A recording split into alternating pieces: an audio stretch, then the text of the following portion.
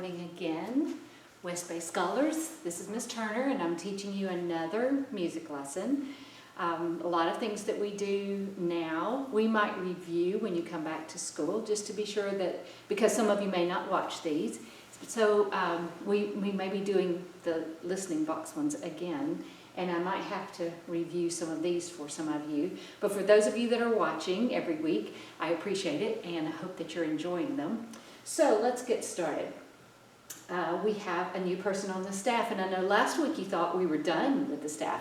We have a name for every line. Every good boy does fine, and all the spaces now have a name, F-A-C-E, spelling the word face. But D came walking by the staff. He had his arms full of books because he's coming home from the library, and he was going to just go home and start reading because he loves to read. But he saw his good friend Easy-E on the staff, and so he waved to him, and when he did, he dropped all of his books. And while he was picking them up, he said, "E, what are you doing on that treble clef staff?" And E said, "Dude, we got to name a line or a space on this staff," and I named the very first line. So whenever you say the names of the lines, you always start with E. And D jumped up. He said, "That is so cool." But when he jumped up, he hit his head on a piece of chewed gum underneath Easy-E's line, and he got stuck. And he's hanging there. He can't touch the ground. He's got his arms full of books, and he's pulling and tugging and trying to get off. And E says, "Dude, please stop. You're going to knock me off." And D said, "Well, I'm stuck. I can't get off." And E looked at him and said, "Dude, you look like a tooth dangling from somebody's mouth, wiggling around like that." And D said, "It's not funny. I'm stuck here." And Glamorous G said, "Well, while you're there, why don't you just name that space?" And D stopped, and he said, "But this isn't part of the lines and spaces." And she said, "No, but we have to have notes below the staff and notes above the staff. So why don't you go ahead and name it? Which would you like to name?" And he said, "Well, since I'm stuck here, I'll name this space D." And E said, "We're going to call you Dangling D because you're dangling and below the lines." He didn't like it too much, but he's stuck there. And they're going to have to help him get off, just like they're going to have to help Dizzy D get down because he can't open his eyes. But that's okay. So Dangling D has named the space that's below the lines. And there's no more lines down there. So that's the only one that can be below the lines for right now. Now, I've got the listening box open because I'm hiding one of the instruments. What's in the listening box today? I wonder, I wonder. What's in the listening box today? I wonder what it could be. Super easy. You'll probably know it right away. Yep. Jingle bells, jingle all the way. Jingle bells. I wasn't here at Christmas, so I couldn't play them for you then, but now we can. Since I shake them, it's in the percussion family. So the next one is another shaking instrument. It's in the percussion family as well. And I'm going to go ahead and show it to you because some of you may know what it is from earlier. We haven't played it this year, but I know that Miss Alboris did last year. So the shekere is from West Africa, and it is an instrument that's usually made out of a gourd. This one's made out of plastic, but if it came from West Africa, it would have a gourd with all these beautiful designs of these beads on here. And you sort of hold it like this, and you hit it on your hand, and you shake it. So you can make it sound like a drum, and then a shaker. A shekere. Now I have a video of a man playing the shekere, and he is so much better than I am. So I'm going to let you watch him play the shekere for us because he is very good. Let me move you over here so you can see. Let's get this set up right. There he goes. So he's from West Africa, I think, and he's going to show you how he can play it.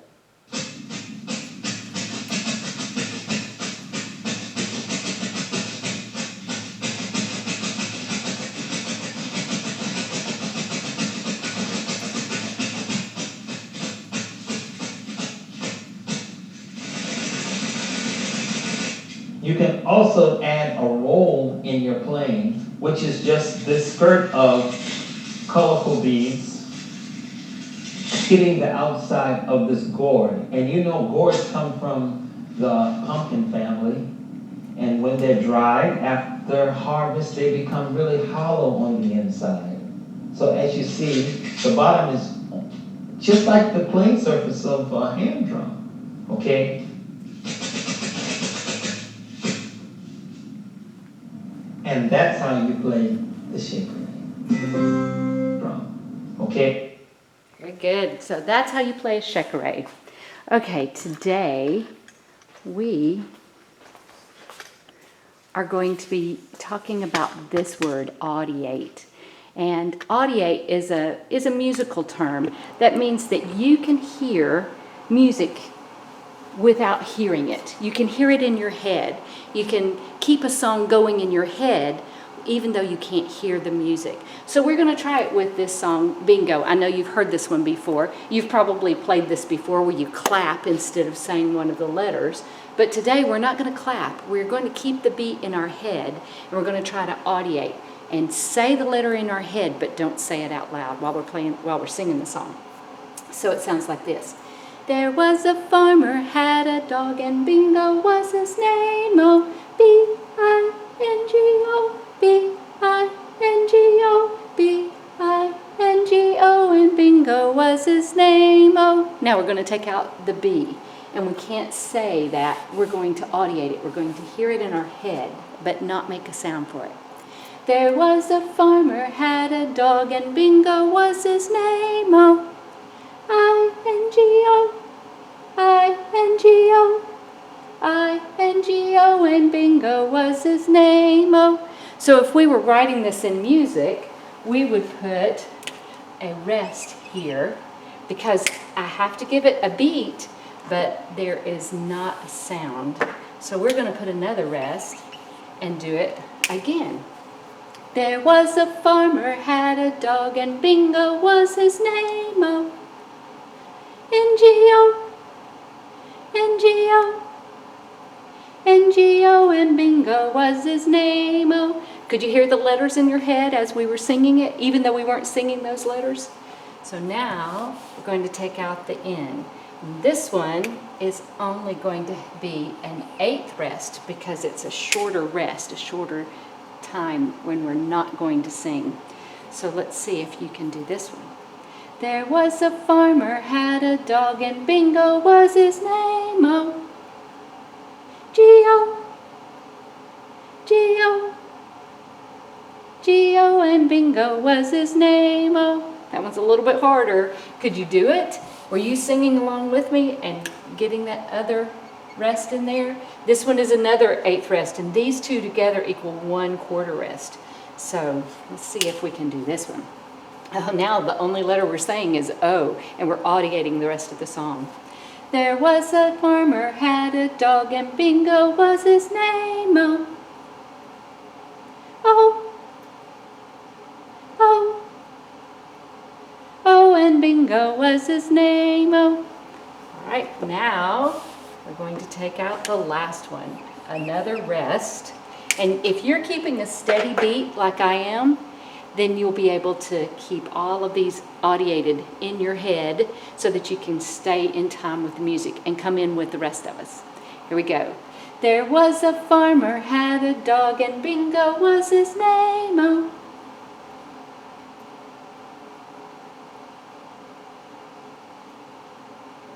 and Bingo was his name. Oh, did you do it? Did you come in early? That's usually what happens. If you aren't audiating correctly and keeping that steady beat in your head, then you'll come in a little bit early sometimes. But that's okay. Everybody makes mistakes, and it's all right. So now we're going to audiate a harder song, and this one has a lot more words to take off. So let's put all of these words. You sing these words in the song 4 times. Oh, the horse went around with 1 foot off the ground. So this one sounds like this. Oh, the horse went around with 1 foot off the ground. Oh, the horse went around with 1 foot off the ground. Oh, the horse went around with 1 foot off the ground. Oh, the horse went around with 1 foot off the ground. So let's see if you can audiate if we take out that word. Oh, the horse went around with 1 foot off the... Oh, the horse went around with one foot off the. Oh, the horse went around with one foot off the. Oh, the horse went around with one foot off the. Did you do it? Okay, let's see if we can do this one. I really missed having you here to try it with you to see how many can really do all of this, because it is not an easy thing to do. Let's try again, only we've taken out the last two words. Oh, the horse went around with one foot off. Oh, the horse went around with one foot off. Oh, the horse went around with one foot off. Oh, the horse went around with one foot off. I almost said the that time. So let's take off. And the horse went around with one foot. That's crazy. Let's try it. Oh, the horse went around with one foot. Oh, the horse went around with one foot. Oh, the horse went around with one foot. Oh, the horse went around with one foot. There you go. Let's take off that one. Oh, the horse went around with one. Oh, the horse went around with one. Oh, the horse went around with one. Oh, the horse went around with one. It's sort of hard not to say one foot, but we're going to take that one off and let's try it again. Oh, the horse went around with. Oh, the horse went around with. Oh, the horse went around with. Oh, the horse went around with. Do you notice how this part is getting longer and this part is getting shorter? So we have a longer silence now that we're going to have to audiate for a longer amount of time to hear all those words that should be in there. Let's try it. Oh, the horse went around. Oh, the horse went around. Oh, the horse went around. Oh, the horse went around. Very good. If you're keeping a steady beat like I am, maybe just sort of moving to the beat, it's a little bit easier. Let's try it again. Oh, the horse went. Oh, the horse went. Oh, the horse went. Oh, the horse went. That one was hard. All right, let's keep going. Oh, the horse. Oh, the horse. Oh, the horse. Oh, the horse.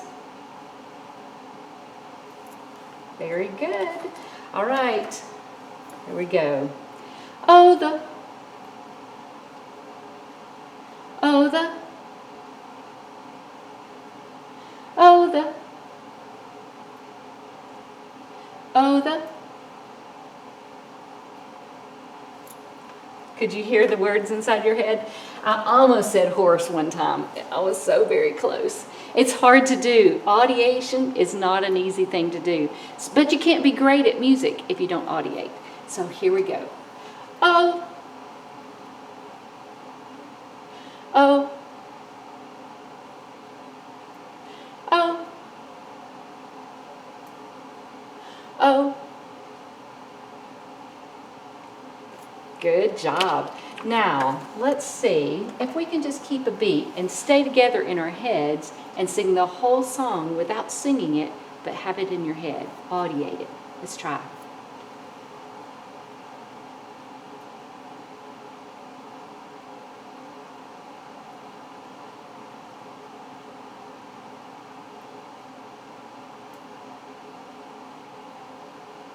There it is. Did you sing it in your head? Could you hear those words in your head? And did you end up when I did? I hope so. Audiation. You can't be great if you can't audiate. So that's a good lesson for our music today. Now, I'm going to change this thing on the smartboard so that you can see the country that our composer is from today. Let me put this down just a little and get it off of this guy and get us back onto the country of Austria. That's where our composer for today is from. And I've got the whole map on here so you can see where we are over here in the United States in Florida. And if you cross way over, all of this is Western Europe and Eastern Europe, and it's sort of right in the middle. So let's see if we can get over here to Austria, and we'll zoom in just a bit. Well, I don't want to zoom into that. I want to zoom in to Austria. There it is, Austria. And in fact, Vienna is the place where our composer lived a lot of his life, in Vienna, Austria. It's a beautiful country. There it is. It's a beautiful country, and it's in the very middle of Europe. And you can see over here a castle that's in Austria. It's there's mountains there. It's a little bit cooler than it would be here, but that's Austria. So let's go over and do our listening, and then we'll end up with our book for the day. So let's listen, but I'm going to tell you about the composer for this week. His name is Wolfgang Amadeus Mozart, and he is probably, I don't know, he may be the most familiar of the composers. Bach was a very good one. Handel, we probably hadn't heard as much from him, but we did know last week the Hallelujah Chorus, of course. But Wolfgang Amadeus Mozart was born in Austria in 1756. Now, the two composers that we've already talked about were born in 1685. But still, America has not become a nation yet, because our nation started in 1776, and this is 1756. So America was still not a nation when Wolfgang Amadeus Mozart was born. He was a genius, a child genius. He started playing the piano, or the harpsichord. He didn't play piano very much at first. A harpsichord when he was 4 years old. He had an older sister who was 4 years older than him, and she was taking lessons from her father, and he was only 4, so he was not. And one day he just sat down at the keyboard at the harpsichord and started playing the song that his older sister had been playing. And his father said, "Where did you learn that?" And he just said, "I just can do it." And so he was learning while his sister was learning. And his father started teaching him violin and harpsichord. And he was so brilliant at it, so good at it. He was making up his own songs. He couldn't write them yet because he was only 4, but he could make them up, and his father would write them down for him. And then when he was 6 years old, and when his older sister, Nannerl, was 10, they went on a tour, and they toured Europe and England. Nannerl would play the keyboard or the harpsichord wherever they went, and Mozart would play some on the harpsichord and on the violin. And he was 6, and he was brilliant. He was not at all shy, and all the ladies in the audience would just love him. They would hug him, and he was so cute, and they all thought he was amazing. And he really was amazing. He started writing music. He wrote his first sonata when he was 8. Now, sonata is a pretty long piece of music. He was 8 years old when he wrote his first one. He was 12 years old when he wrote his first opera. An opera is a story that you tell in music and dance, no speaking. And so the actors would be on stage acting out the story, but they would be singing the words, or they might do a dance to some of the music. So if you're writing an opera, you would have to write the words that the singers would sing. You would have to write the music that they would sing, and you would have to write music for the orchestra, and you would have to choreograph the dances. So that was not an easy thing to do, to tell a whole story just with singing and dancing. But he wrote his first one when he was 12. When he was 14, he conducted his first opera, an opera that he had written, of course. And when he was composing, he didn't make mistakes. He did everything right the first time, so he never had to erase or change any notes, which was pretty amazing. He moved to Vienna when he was 24, and he lived the rest of his life in Vienna, in Austria. He had been in Paris for a while, in France, where a lot of musicians went because they all would help each other write, or they would listen to each other's music, and he didn't need any help, of course, but he wanted to get the inspiration from other composers. He married a lady named Constance, I think is how you say it, and they had 6 children. He was always composing and performing, but he never really had very much money. He didn't get paid a lot to do what he did. He loved what he did, but he didn't get paid very much to do it. So he ended up being extremely poor, and he died at the age of 35. We don't really know what caused his death, but he was very young. He had written over 500 songs by then, long songs that would take 2 hours to perform, and some short songs that you could play on the keyboard, on the piano. We're going to listen to a portion of one of his symphonies, but if he wrote over 500 pieces of music, I'm sure that you could Google Mozart, M-O-Z-A-R-T, and get all kinds of music that you could listen to. Again, his music had a very steady beat, it was very structured, and a lot of people think that it was so mathematically correct that just listening to it can make you smarter. I don't know about that, but I love to listen to Mozart's music. So let's listen to part of his symphony, his 40th symphony, and he wrote a bunch of them.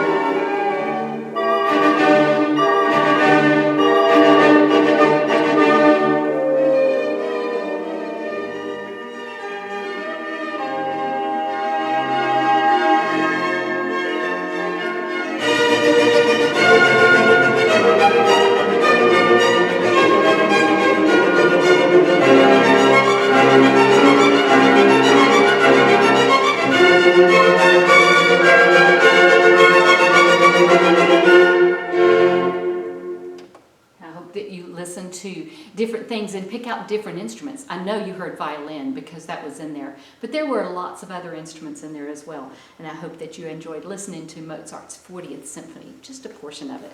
If we had listened to the whole thing, it would take about 2 hours. Okay, so our book for today is called The Other Day I Met a Bear, and it's an echo book, part of it, and you echo it. But I wanted to show you that all of these books that I've been reading, The Tailor and the Mouse, Jenny Jenkins, The Other Day I Met a Bear, they were all written by this same person, John Feierabend, who is the music professor at the University of Cincinnati in Hartford, Connecticut. Not Cincinnati, Connecticut. The University of Connecticut. And every time he writes a book, it's old songs that he learned as a child that he puts into a book. And he takes the music to the art department at the university and lets an art student there illustrate the book. He chooses illustrations, and the person who illustrated The Tailor and the Mouse, his name was James, and he illustrated it sort of as a cartoon kind of, with lots of fun colors and the mouse there, and everything that happened in the story you can see that he drew. With Jenny Jenkins, I told you the illustrator, her name was Ashley, she wanted this to be about a bird and not about a girl. And so all of her pictures have bright colors, and all the birds are bringing things. Oh, this one is my favorite picture. I always have a favorite in the books. This one's my favorite picture because you don't really know why the crow is in there upside down until you turn the page and see that he's hanging onto the tree upside down. But I love the bright colors in this one. But this person, Julia, when she was illustrating this book, The Other Day I Met a Bear, she only used black and white and gray. And you would think it would be hard to see if those were the only colors, black and white and gray, but I definitely can see a bear and a fox there. And in all of these pictures, it looks like she used either a pencil or a charcoal to draw these. And you can tell that there's a bear, even though it's just black and white and gray. You can tell that there's trees and grass, even though it's just marks to show the grass. She was brilliant, I think, to be able to illustrate this with just these colors. So here's our song, and you echo me. The other day, I met a bear, out in the woods, away out there, away out there. Now you sing this next part with me. The other day I met a bear, out in the woods, away out there.